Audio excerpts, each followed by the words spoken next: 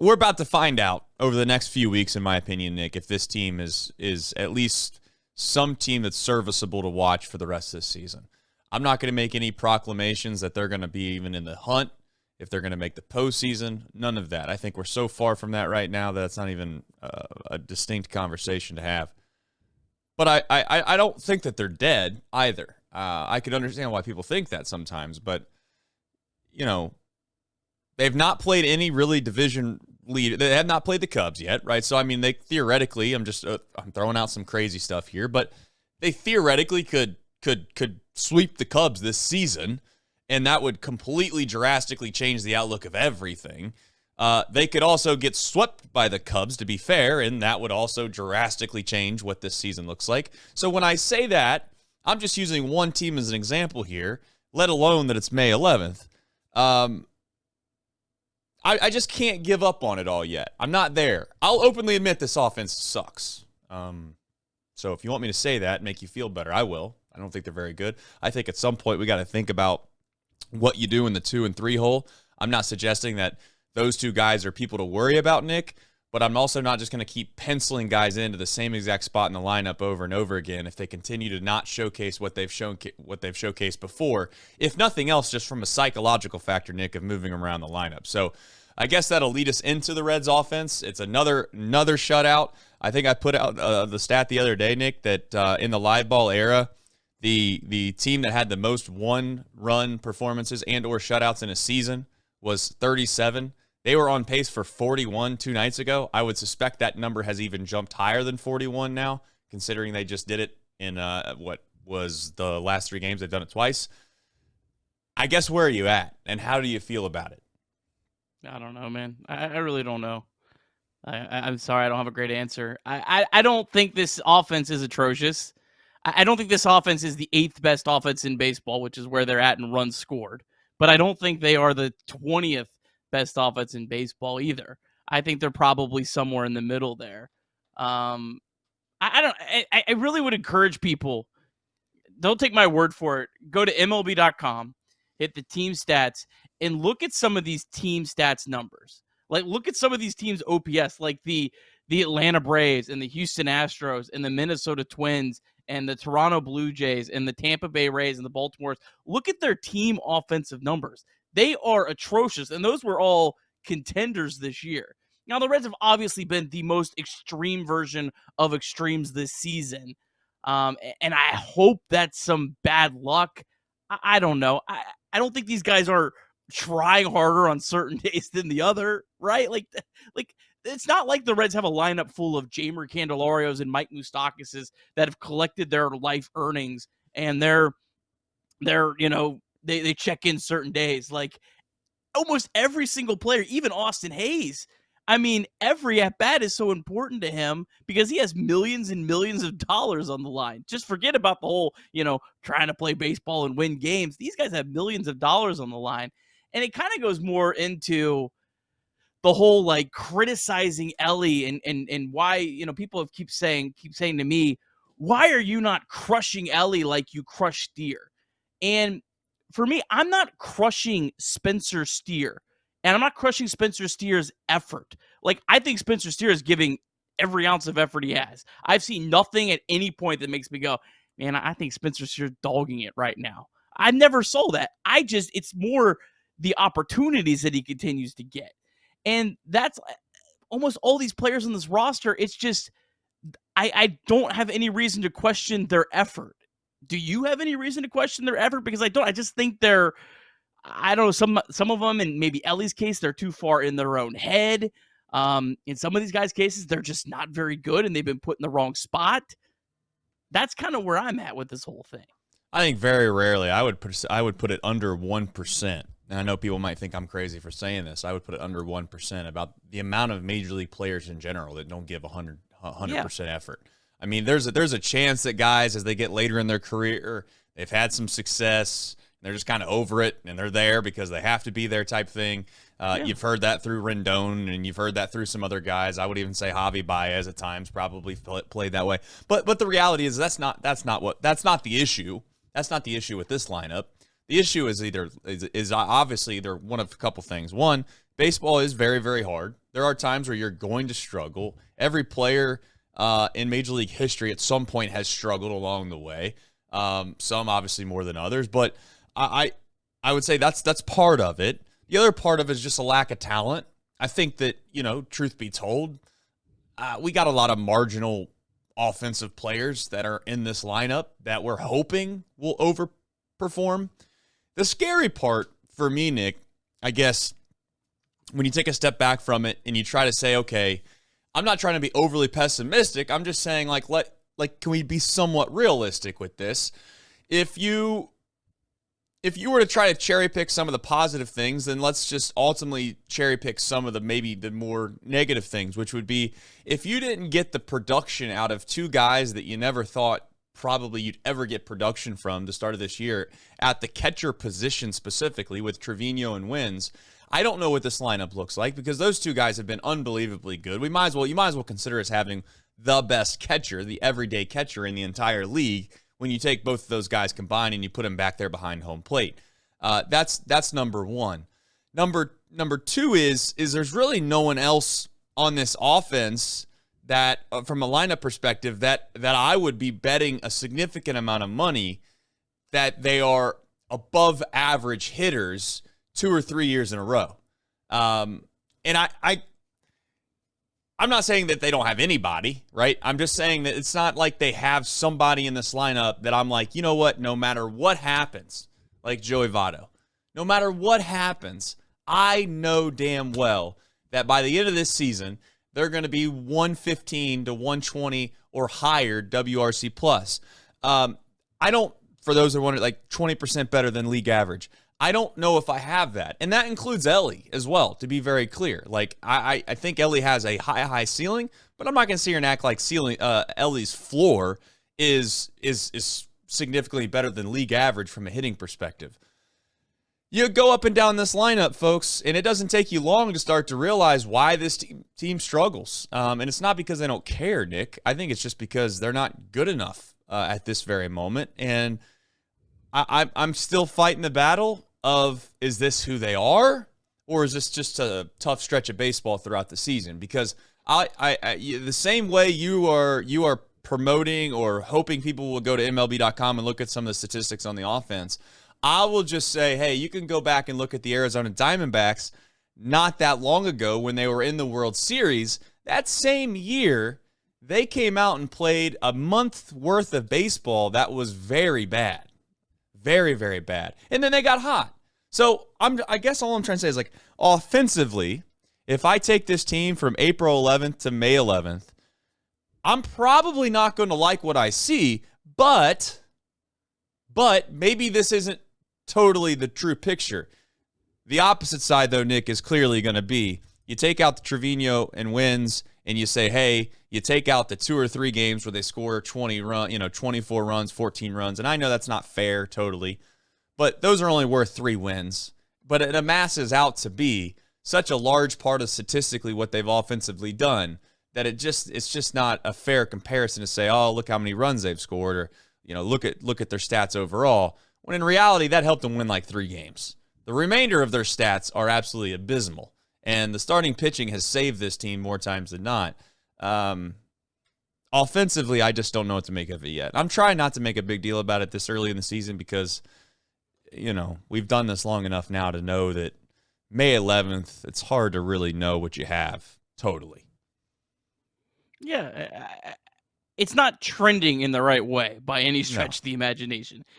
There's a lot of bad trends, but there's a lot of time still to correct those trends. And we'll see. I mean, the Reds have a great opportunity. That's what I'll call it over the next 9 games to get back on track. And then they have an even bigger opportunity to get hot at the right time and completely flip the entire narrative of this season. But yeah, like you mentioned, they got 6 games against the Cubs in a 10-day stretch. I mean, you go 5-1 against the Cubs. People might think that's crazy, but I remember the Reds sweeping the Yankees and Dodgers last year, and the Reds weren't very good last year. So it's possible, but you could also go 0-6 and pretty much your season's tanked. So we'll have we're not going to have the perfect picture, but in about 3 weeks, 2.5 weeks, we're going to have a better picture of really where this team is headed, or if this team has a chance is probably the better way of saying it. Yeah, I mean, look, I guess there are people that think that this team's quit. I'm not there. I don't believe in that. I don't see how you could even come up with the suggestion that they've quit. When things are not going your way, it's hard to be like cheerful. It's hard to be like fired up and happy. I mean, when you're not scoring runs, what do you want them to do? I mean, I'm not. I get as animated and as passionate as most people do here. I'm just openly saying, like, it's hard to get excited when things aren't going well. And at some point when things go well, the passion or the energy that you're looking for will probably be a little more showcased. They need a spark. They need a spark. And I hate to say it like this, but they need Ellie. They need Ellie. And I mean, there's some other guys, McLean, but they need like something that maybe at this point I'm starting to wonder if it's realistic to ask for. But people look back on that 12-game winning streak, and like I think a large part of that was a little fortune. Like they caught some breaks, they won some games they probably weren't supposed to win, but they also caught a heater in Ellie De La Cruz. I think it's insane to think that like these guys are quitting or this offense isn't like doing just about everything they can to be. Look at the roster. Every single player. I don't think there's a single player on this roster that has guaranteed money beyond next season. Like, these guys have millions and millions of dollars on the line. I don't know what more motivation you could have than that. Regardless, throw the whole team aside. Like, these guys are playing for their lifetime wealth right now. I don't buy that at all. And I just haven't. Give me a prime example. Like someone send me this at bat in this spot. This guy clearly wasn't trying. Please send me. I would love to see it. I'd love to review the tape. I have MLB TV. I'll check it out. I just haven't seen it. I've just seen guys that are just not playing well. Yeah, they're not good baseball players, which is a combination of both. There's guys that are playing well and not good baseball players. I would say you want to hear something even maybe perhaps people think, well, again, there goes Trey saying stupid stuff. I think the easier fix is if they didn't care. Like, that'd be easier. Like, if there's a way we could maybe bring in some donuts and cheer everybody up and say, hey guys, go play harder for us. I think that would be one hell of a opportunity that we would be presented with. So if you're upset about that, I would say you're more optimistic than maybe even I am about this team. I'm just thinking that we aren't good. I'm thinking we don't have good Major League Baseball players. And that doesn't mean that I don't think that some of these younger guys can end up being good. It's just that the reason that we were excited in 2023 is because, yes, this team got ultimately hot. And the real reason I was excited is because a lot of the things that stopped them from making the postseason in 2023 were non-existent towards the end of the year, right? Like, if Ellie and McLean and obviously maybe I'll throw CES in there, why not? If they were up at the very beginning of the year of 2023 when they were not very good and they dug themselves a humongous hole, then maybe I would have been like kind of ho-hum, not as excited. But that's not what happened. They dug themselves a huge hole, and then all of a sudden these young kids come up kind of out of desperation, and then all of a sudden like it just a switch hit where these guys look like they don't give a damn what franchise they're playing for. They don't care that somebody told them that they were supposed to lose. They're just coming up here and they're playing every single day, and it looks like they're having fun and they're competing like they want to win. The most damning part about all of this is that we now sit in 2025, and the truth be told is there's only one guy that everybody wants to pick on that I actually think is still holding up his end of that bargain. Is like Marte has not been that guy. Matt McLean has not been that guy. CES has not been that guy. And Ellie has not played up to a standard, but at least the damn guy's there, and he's being somewhat serviceable. That's the problem. You cannot convince me that CES and Marte aren't part of the big picture problem here as to why this isn't exciting the way that it was back then. You add in the fact that they bring in Candelario, he's nothing. Steer, not what he was back when we were excited. So there's clear evidence as to why we feel the way we feel. But the idea that they're not trying is just that seems to be just to me, like kind of an excuse to maybe ultimately not face the real problem, which is you're just not good enough. I mean, and we'll find out.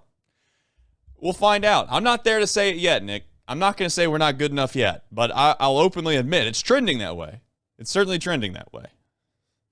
Do you have any take on Chris Valaika? Because, man, he's such a lightning rod, and he's an easy target right now. Yeah. How many hitting coaches are liked in baseball? That's where you start.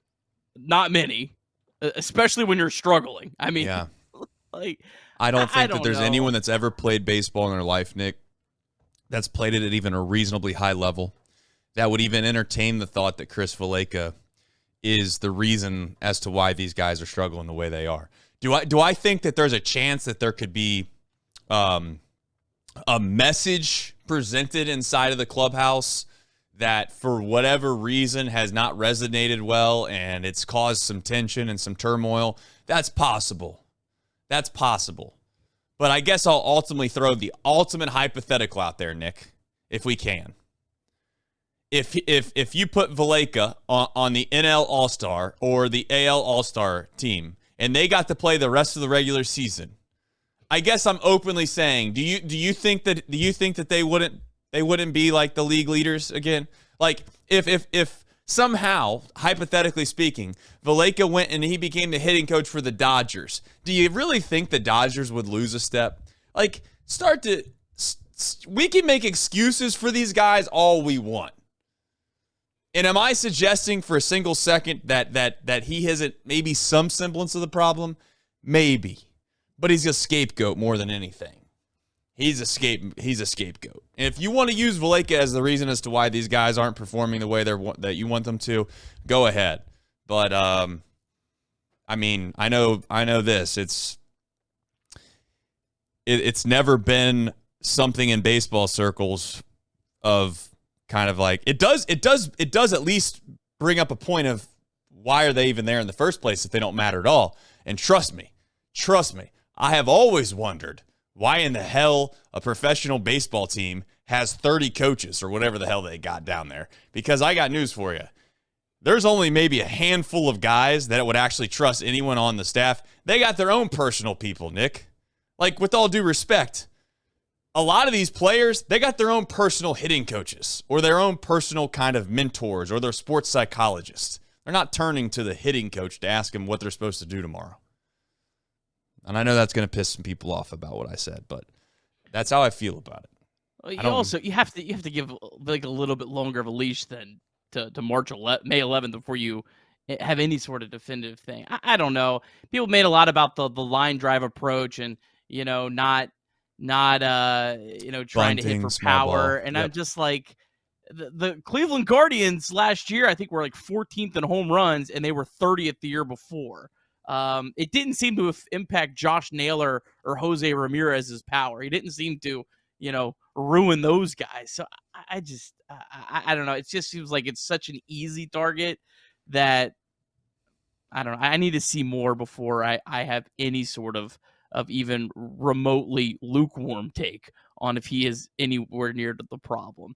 And Matt McClain did bunt today, and I'm sure that pissed off a lot of people. I didn't have an issue with it. I don't have an issue if you're bunting for a hit. He was bunting for a hit. I mean, you can help yourself by if you just do that a couple times throughout the. I don't want Matt McClain going up there and bunting every night or 5 times a week or 3 times a week even. But occasionally doing that, if that's part of your arsenal, like it makes the fielders readjust and creates additional holes for you.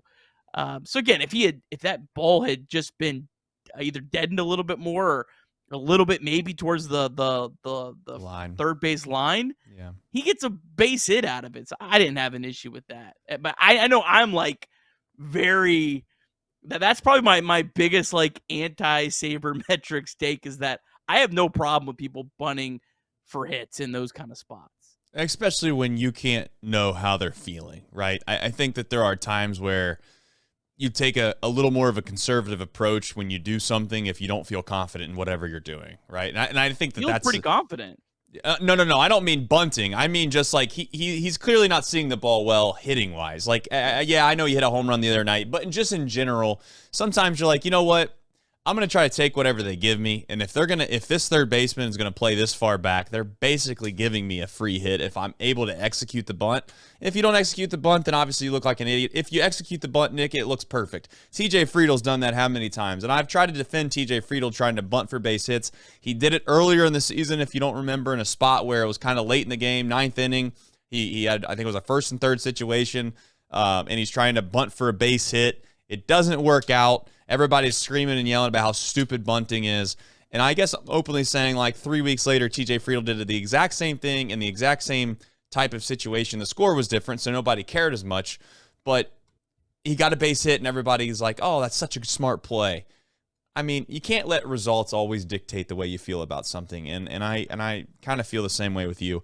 Do I want Matt McClain bunting all the time? Of course not. I don't think that that's probably the path to success, but I'm not going to fault a player for trying to bunt for a hit. If you're sacrificing guys and you're trying to move guys over, all right, then we can have a problem with that. Down 3 runs definitely would be a problem. Yeah, we can have a problem with that, obviously.